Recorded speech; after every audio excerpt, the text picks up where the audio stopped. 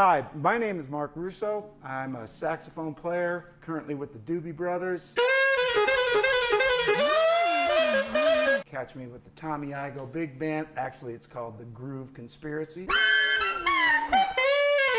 And I'm over here at Cannonball in the Villa playing a bunch of their saxophones and having a great time today. When I was a kid, I heard a solo you did on a Yellow Jackets album. It sounded like overtone effects and things like that. You know what I'm talking about on that?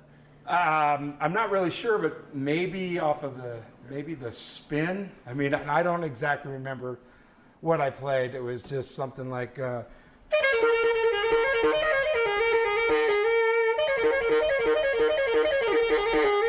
something like that. And that's basically, I tend to talk in concert pitch, so I was going to say, we're just in E flat, which, as you know, is a C on this beautiful Cannonball alto. Yeah.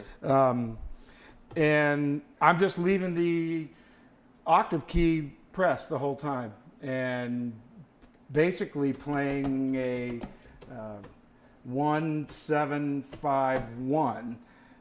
So C, B flat, G, C, and then an overtone comes out on the low C. I couldn't tell you how or why. I just know that happens. That's cool. And there's a lot of books out there that can explain how to get false fingerings and overtone series and all that stuff. And then you just experiment and have some fun with it, you know, because the same with the B flat will sound an F.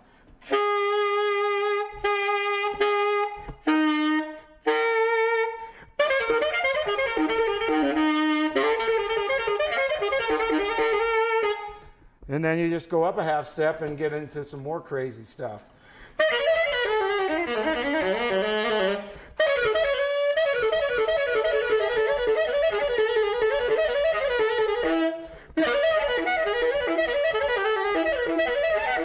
So I just have a question. Your altissimo, all your altissimo stuff that you do, all that exciting stuff up high, how'd you learn how to do that? Did you like sit in a room for days and no, I sat in a nightclub for days, every night, playing in a disco band back in the 70s. Yeah. You know how loud it is when you're playing and it's even still today, you know, playing without monitors and you can't hear anything. And so when you're down low on the horn trying to play something and you can't hear anything, it's like I just got frustrated, so I started playing where I could hear it. And I was like, oh, I can hear this kind of cutting through the din of all the guitars, drums, cymbals, and bass, and all that stuff. But that is true. That's not exactly how, but I actually went with the Ted Nash Studies in High Harmonics, found some fingerings that worked, and then just went from there. If I found it useful to take what he gave, and even in, you know, any book that shows you fingerings is a great launching pad, and then from there you can find your own. You know, like I would hunt and peck, and if I had one that, you know, worked really well, then I would just start lifting and pushing stuff down until I found something that worked if the fingering in the book didn't work for me. Yeah, so yeah. that's kind of what I did, and then you know, as you just get this old, you just do it more and more, and it becomes second nature. So I hate to practice, so it's mostly on-the-job training. Wow, fantastic. Could you play a little. Yeah, do a little of that altissimo. Oh, yeah, and you're making me sit down and play too.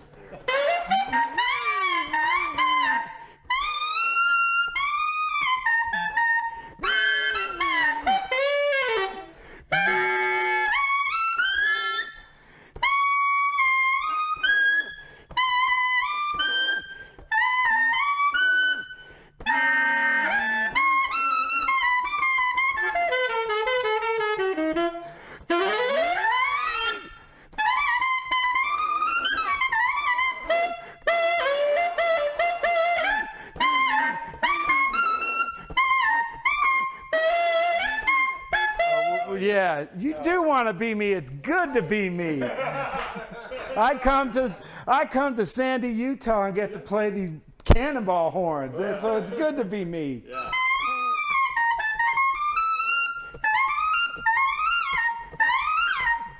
See, it's easy. I'm telling you, all you have to do is go to the Ted Nash Studies in High Harmonics. But I bet if I went back and looked at the book, I'd go, oh, that doesn't work for me. You know, but that really is what I did. Been in the Doobie Brothers for going on 18 years now. Wow. And we've done this tune called Long Train Running, and it's basically just G minor blues. And so, you know, when you're doing that night after night, you kind of get used to it and go on autopilot. Well, they recently, about 2 years ago, decided to drop it to G flat.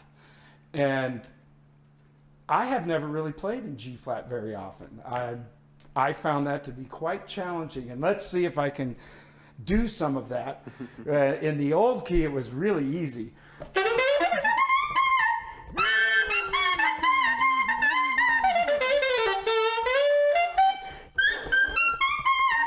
And now we got to do it in a different key. So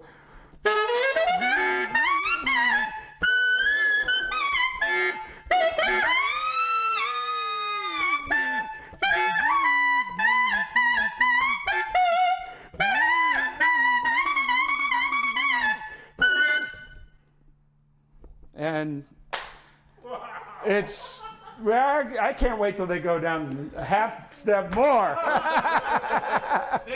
What goes after G flat?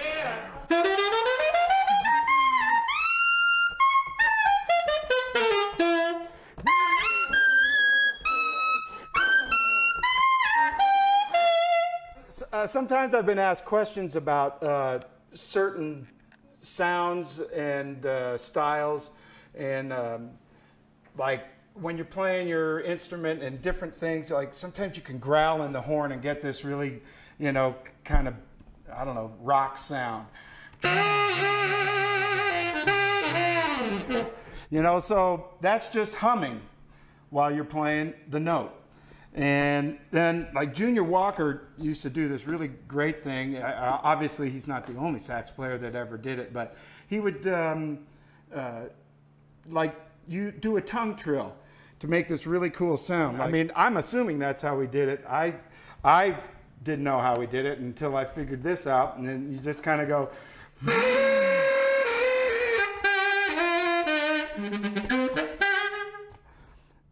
Yeah, so that's just a flutter tongue. It's called, it's, Yeah.